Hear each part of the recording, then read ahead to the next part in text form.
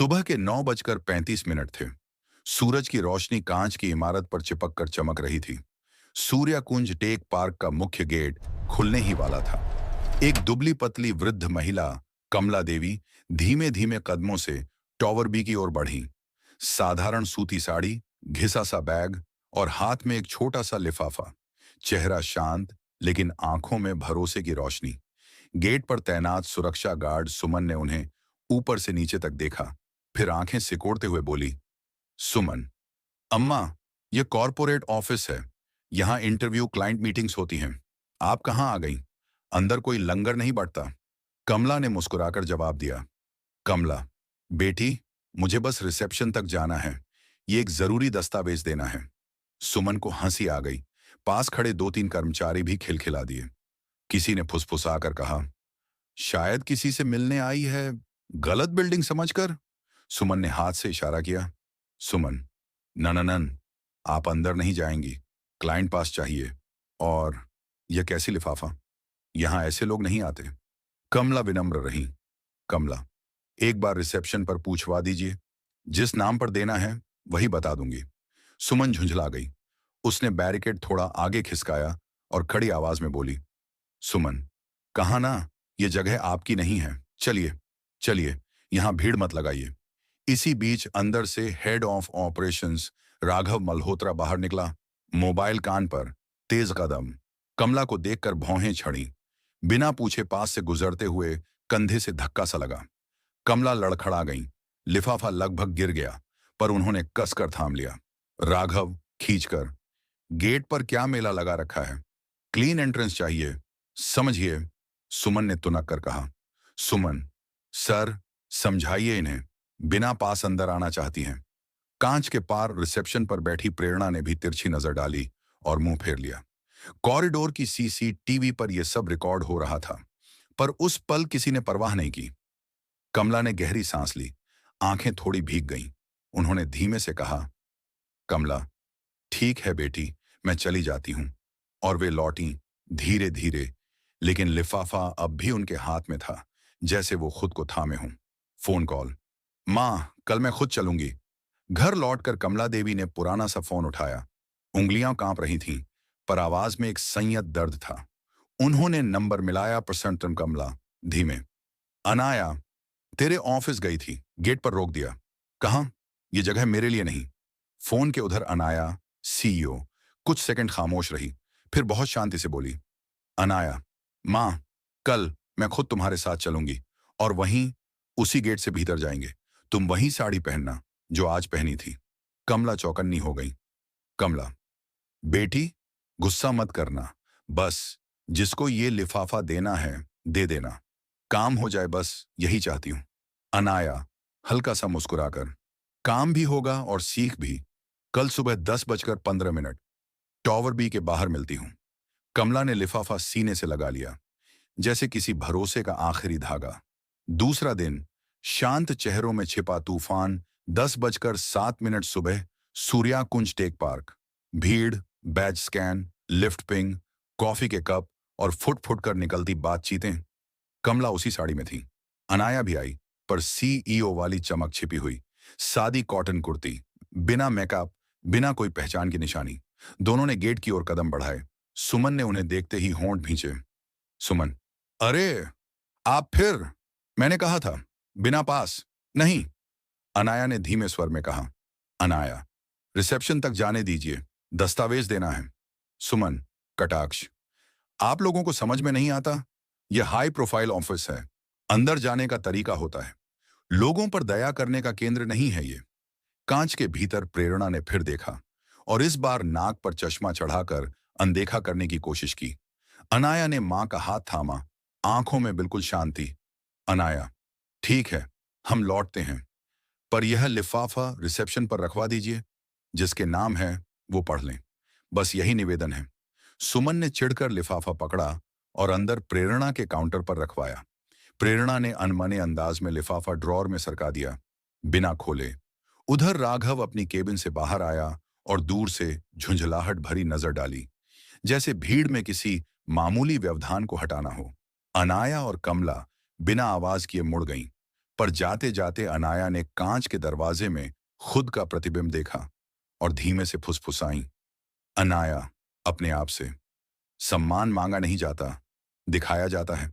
खुलासा, मैं वही हूं जो तुम्हारी नजर नहीं देख पाई। अगली सुबह 9:55 सुबह, वेदा डायनेमिक्स का मुख्य लॉबी। लिफ्ट के दरवाजे खुले और इस बार अनाया वर्मा पूरे सीईओ आभा में अंदर आईं।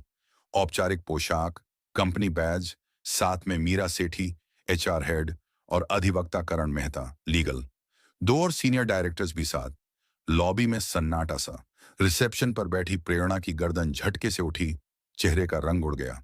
सुमन ने सीधा होकर सलामी सी दी, पर गले में फंसी आवाज बाहर नहीं निकली। अनाया बिना किसी शोर शराबे के सीसीटीवी स्क्रीन के पास गई। टेक टीम पहले से ही तैयार थी। कल का फुटेज टाइम स्टैम्प के साथ चल पड़ा। बैरिकेड धकेलना, धक्का, ताने, अनदेखी, सब कुछ। रिसेप्शन की ड्रॉर से वही लिफाफा निकाला गया। सील टूटी नहीं थी। अनाया ने लिफाफा सबके सामने खोला। अंदर से 3 कागज निकले।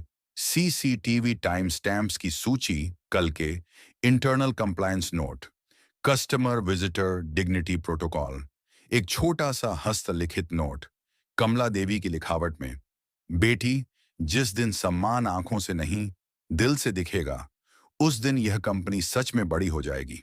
लॉबी में सुई गिरने की आवाज भी सुनाई देती। राघव मल्होत्रा तेज कदमों से आया, पर कदम जैसे भारी हो गए। अनाया ने शांत पर धारदार आवाज में कहा, अनाया, कल जो वृद्ध महिला गेट पर रोकी गई, वो मेरी मां थी, कमला देवी, और मैं, अनाया वर्मा, इस कंपनी की सीईओ हूं।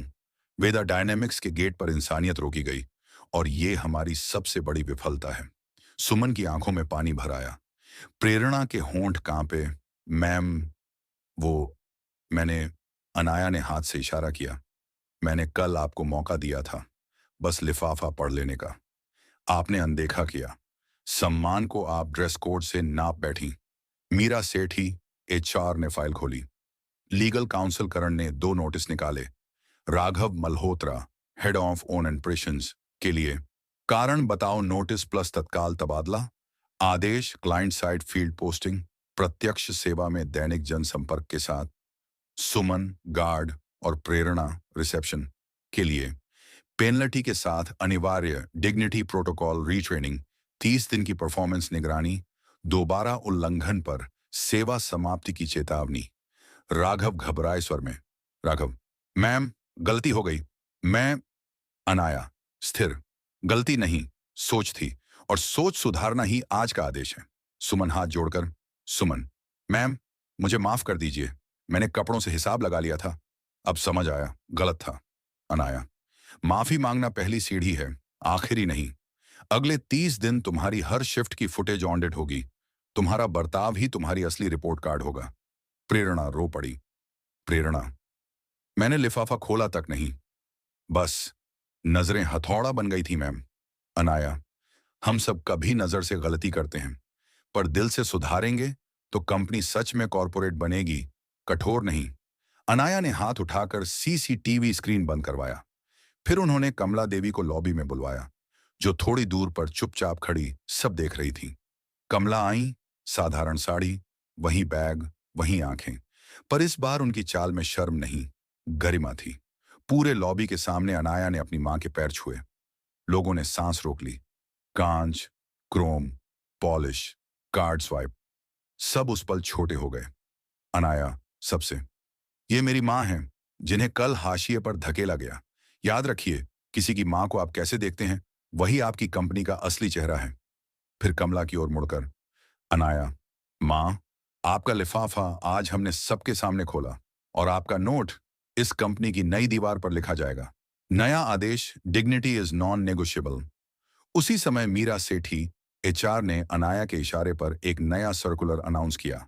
Dignity protocol 2.0, gate, reception, lift, lobby, हर जगह सम्मान पहले। कपड़े, भाषा, उम्र, जाति, आर्थिक स्थिति, किसी आधार पर भी तिरस्कार नहीं। किसी भी अनुचित बर्ताव पर शून्य टॉलरेंस, तुरंत रिपोर्ट, तुरंत कार्रवाई।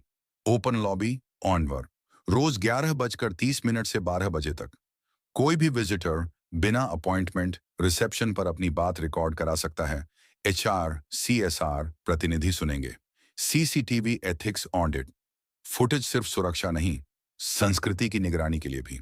मासिक ऑडिट में व्यवहार आधारित फीडबैक। माँ कार्ड पहल, हर महीने एक दिन किसी कर्मचारी वेंडर विजिटर की माँ या अभिभावक को औपचारिक निमंत्रण, लॉबी में सम्मान सम्मेलन, ताकि सबको याद रहे हम इंसान हैं। पहले लीगल काउंसिल करण ने सर्कुलर पर तारीख और समय लिखवाया। अनाया ने साइन किया। लॉबी तालियों से गूंज उठी। पर इस बार तालियां शर्म छिपाने को नहीं, सीख स्वीकारने को थीं। भाग 6, मां का अंतिम कथन। रास्ते नहीं, नजरें चौड़ी करो। बाहर निकलते हुए कमला देवी रुक गईं। उन्होंने मुड़कर सुमन, प्रेरणा, राघव और तमाम कर्मचारियों की ओर देखा। कमला धीमे पर गूंजती, बिटिया लोग, सड़कें चौड़ी करने से शहर बड़ा नहीं होता, नजरें चौड़ी करने से होता है। कपड़ों से पहचान मत बांटो। कोई भी दरवाजा इंसानियत से छोटा नहीं होना चाहिए। अनाया ने उनकी उंगलियां थाम ली। दोनों माँ बेटी सूर्याकुंज की भीड़ में समा गईं। पर पीछे एक कंपनी, एक इमारत, एक संस्कृति बदली हुई खड़ी थी। लॉबी के एलईडी बोर्ड पर नया स्लोगन उभर आया, डिनिटी फर्स्ट, हर आती जाती नजर के लिए। अगर आप यहां तक पहुंचे, कंप्लीट लिखकर बताइए आप किस शहर से देख रहे हैं और किस मोड़ ने दिल छू लिया। कमेंट में जरूर बताइए। याद रखिए, इंसान कपड़ों से नहीं, नजरों से छोटा बड़ा होता है। दोस्तों, इस कहानी का उद्देश्य सिर्फ एक सामाजिक संदेश देना है। किसी व्यक्ति, संस्था या पेशे को ठेस पहुंचाना हमारा मकसद नहीं है। यह एक काल्पनिक प्रस्तुति है जिसमें किसी को भी असली खतरा या अपमान नहीं पहुंचता।